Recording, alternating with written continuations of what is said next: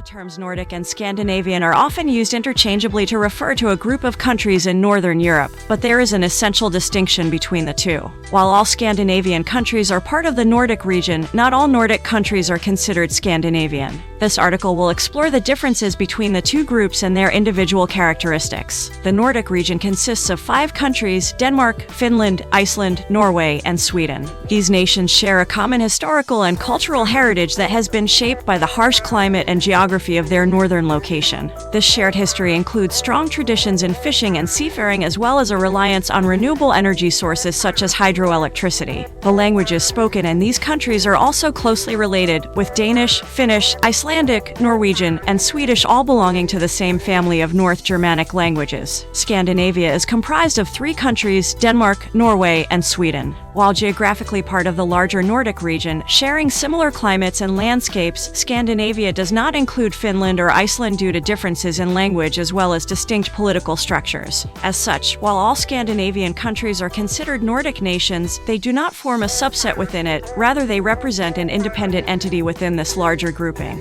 Beyond linguistic distinctions, there are other important differences between the two regions which help define them further. One key importance lies in their respective economic systems. While both groups have developed prosperous welfare states based on principles like universal healthcare access for citizens regardless of income level or social status, each country follows different models when it comes to taxation policies or labor regulations. In general terms, however, most Nordic nations follow what is known as social democracy, whereas Scandinavian ones tend to lean towards market liberalism instead, meaning that public services play a more significant role in Scandinavia than elsewhere across Northern Europe. In addition to economic differences, there are also some variations regarding lifestyle choices among the two groups, particularly regarding attitudes towards gender roles and LGBT rights, with Scandinavian countries often seen as more progressive than their Nordic counterparts on these issues. Furthermore, Scandinavian cultures tend to be less traditional and more open-minded about foreign influences compared to those found in Nordic societies, which hold onto older customs more strongly despite modern advances in technology and globalization trends over time.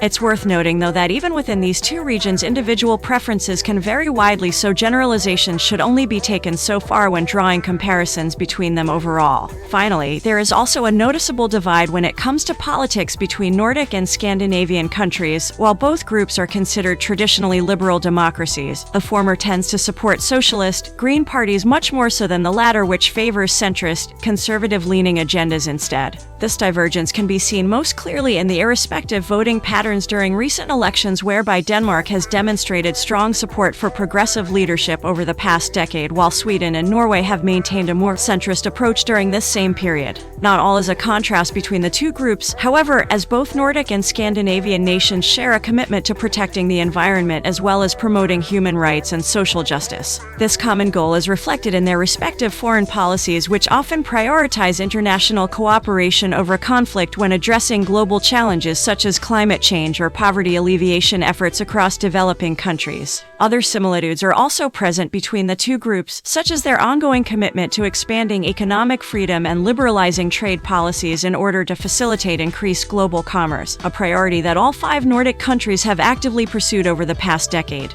To summarize, the Nordic and Scandinavian regions are distinct entities within Northern Europe that share some commonalities but also have notable differences between them. While both groups enjoy strong welfare states and open-minded attitudes towards social issues, Scandinavia stands out for its more progressive outlook on certain topics like gender roles and LGBT rights, while Nordic countries tend to favor traditional values over modern influences when it comes to culture and politics. Ultimately, though, these two regions are united by their shared geography and history as well as their commitment to democracy and human rights, making them both important contributors to the European Union as a whole. In conclusion, while the terms Nordic and Scandinavian are often used interchangeably in everyday conversation, there is a key distinction between them. While all Scandinavian countries are part of the larger Nordic region, they do not form a subset within it. Rather, they represent an independent entity with distinct economic, social, political, and cultural characteristics that set them apart from their neighbors to the north. Despite these differences, though, both groups share a commitment to protecting the environment as well as promoting human rights and social justice, which cements their place in Northern Europe's collective identity.